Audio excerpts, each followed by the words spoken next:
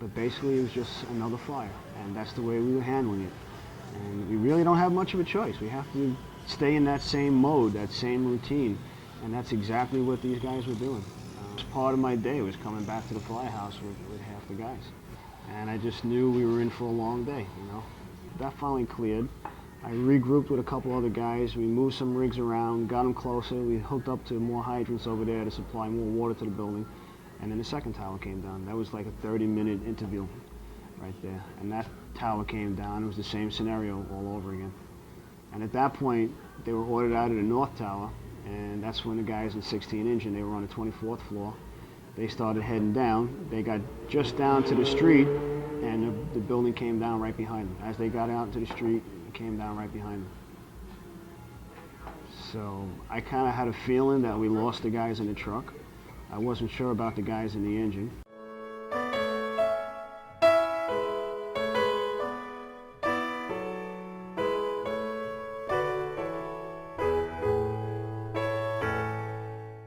And it was a high-rise fire. It was complicated by an airplane being in the building, but it was basically a high-rise fire, severe high-rise fire. With, what differentiated it mostly was diesel fuel. I had a dream the other day. I was actually working a detail at the UN. I was in one of the hotels over there, and for some reason I was looking at this hotel all night, and I had a dream. That was like the second dream I've had since this whole thing happened, and it was just what these people must have been going through to make them decide to jump. The only guy we were missing was Mickey Cross, and I thought he was gone. I clearly remember that seeing number 1 World Trade Center over the entrance of the building, and I never looked up. I didn't want to look up. A lot of people were injured. There was a lot of confusion. No panic whatsoever. I saw no panic, which was remarkable. For the most part, people were very orderly, encouraging. They were offering us, words of encouragement, bottles of water. As we were going up with our equipment, they were coming down, and many of them were injured, and I imagine really razzled. Could you just picture somebody coming in on a normal work day to their office, which they've been doing for a long time, and probably having a cup of coffee and a donut and discussing whatever, family affair, or, with their coworker that, and all of a sudden an airplane comes through their window. I mean, it just can't imagine that happening. And then to the people in the building to react the way they did was quite a lot. It says a lot. It was kind of strangely quiet because the staircase was full of activity, people coming and going, and now I was on a floor, and the immensity of the floors were immense. Because very aware to numbers. We were on 4, and I heard a very, very loud noise over my head, up above. It's very loud, and I knew something terrible was happening. I didn't know the building was coming down. It could have been a plane. So there were reports of planes coming, another plane. You heard a lot of different things around, and then the wind started. The fiercest wind I've ever felt in my life. It started to lift me up. So that's why I crouched down. I'm not a very big person. I'm fairly small, especially for a firefighter, relatively small. So I really crouched down, and I got in the corner of the staircase, as low as I could get. I guess they were heavy. One of them cracked my helmet, light. I have a light, and you notice we have lights in the house. My light got cracked in two, so must have been some fairly heavy stuff that hit. And I thought it was over. I figured I'm going to die here. And I was just remembering, hoping that it was going to be quick. I didn't want to be laying here with broken bones and, for God knows what, how many days or until you die or whatever, be paralyzed.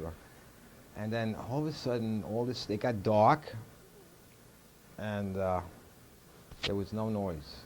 It was utter silence, like I've never heard before. It was fascinating. It was total from this screeching sound so loud to silence. For a while we just sort of settled down. We were kind of sitting there and next to each other, and we found a bottle of water, and then we passed that around, and we were talking to the guy below us. There was a chief. He was trapped. He was covered. I think he was trapped up to his chest, and he couldn't move. And he must have realized that he was going to die, because he did. And so he was talking to us, and telling us about say goodbye to his wife and his kids and all this kind of stuff. Very calm. That was heartbreaking. Maybe 2 hours have passed, and I started seeing a light above my head. Look, because there was nothing to do, so you start, you're looking around and you're thinking about hoping maybe they'll find you or something. So you're just waiting to be found, but you don't know how deep you are. I didn't know if there was 100 feet of debris over us or what. I had no idea. So I said, even if they find out where we are, we'll let, I'm trying to calculate how many days it's going to take. And here we are, we're out of water. We have no, thinking that, geez. But I see this gray, grayish light. And it came back on. And I nudged the guy next to me. I said, look at that. And we were both looking at it. Then it would die out again. And then he came back. And this went on for a while. And I'm just watching it. And then eventually, the sun came through. It was just like, it was like something in a movie, a miracle. Something like Moses or something, the parting of the, all of a sudden this beam of sunlight comes right into this hole, this pit. It was very dirty, and it was all full of debris, but it was clearly sunlight. And I was still like, look, this sun's coming through this. It looked like a small opening, but it was an opening. That means we were not completely covered. So that was the first thing I thought. So I said, that was the first time I thought we're gonna get out of here. Had us on shifts, 24 hours on, 24 hours off. So everybody was in the firehouse September 12th. And that was kind of amazing too, because we had like a meeting in the firehouse, what had to be done. And that took about 15, 20 minutes. And everybody just volunteered to, I'll do this, I'll do that. Some guys went to the families, guys were working with the families, other guys were working in the firehouse, and a bunch of guys went down to Ground Zero, and they started working over there, and we all had a job to do. And that was the amazing part of it. September 12th, all these guys came back to work. I missed them. I had a lot of good times with those guys. We were all pretty close, we were pretty tight, and I wish I would have gotten to know them even better.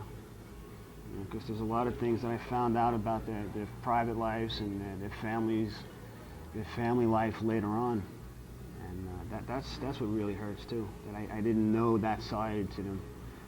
I only knew a couple of functions outside the firehouse that we had with them, but we were all good friends. We had a lot of good times here, and I could have learned a lot from those guys.